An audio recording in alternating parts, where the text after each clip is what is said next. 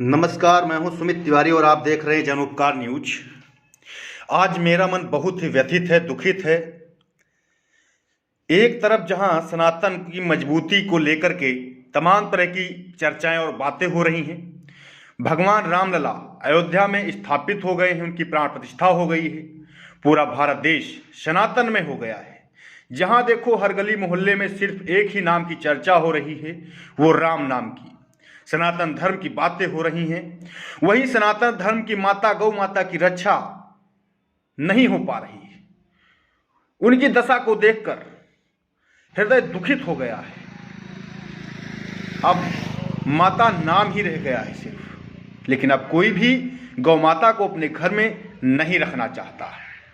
उनका दूध तो लोग खाना चाहते हैं, परंतु उनकी सेवा नहीं करना चाहते। जब तक गौ माता इंसान को दूध देती तब तक वो अपने घर में रखता, जब दूध देना बंद कर देती तो उसे आवारा छोड़ देता है। जिसके चलते गौ माता या तो किसी किसान के खेत को चरती हैं तो उसे किसान बुरी तरह से पीटता है, या तो कहीं जब सारी गौवंश एक ही खेत में जाकर के पूरे किसान के खेत को चर जाती हैं तो किसान का पूरा खेत बर्बाद हो जाता है। वह किसान पूरी तरह से बर्बाद हो जाता है और आखिर में सर पकड़कर बैठ जाता है।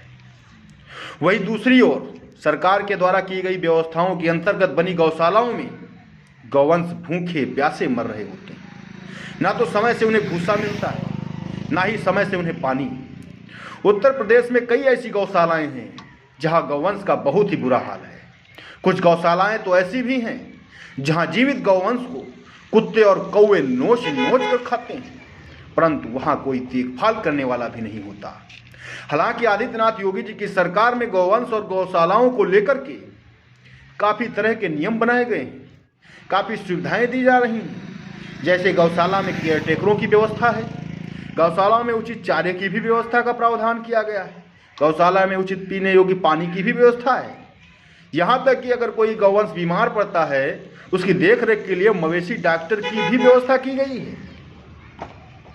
उसके बावजूद भी जिम्मेदार अधिकारी, जिम्मेदार जनप्रतिनिधि, ग्राम प्रधान अपना काम ईमानदारी से नहीं करते, जिसकी वजह से सड़कों पर आवारा गौवंश घूमते नजर आते हैं, या फिर किसानों को खेत को चरते हैं, या फिर कभी रोड पर एक्सीडेंट का शिकार होते हैं।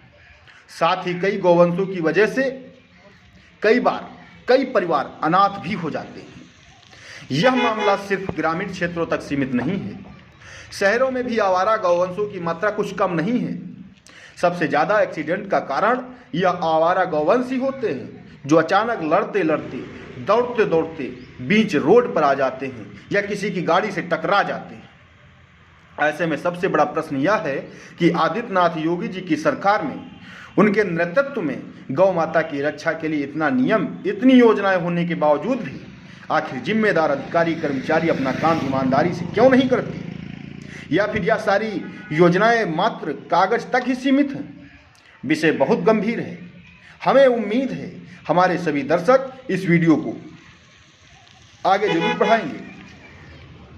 हमारे पास ऐसे बहुत सारे प्रमाण मौजूद हैं, ऐसे बहुत सारे वीडियो मौजूद हैं जिसमें गायों को कुत्ते, कौवे या अन्य कोई शिकारी जानवर गायों माता का शिकार करता है।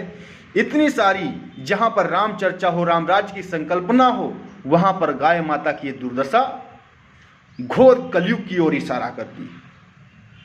क्या यही सनातन है? क्या यही राम राज्य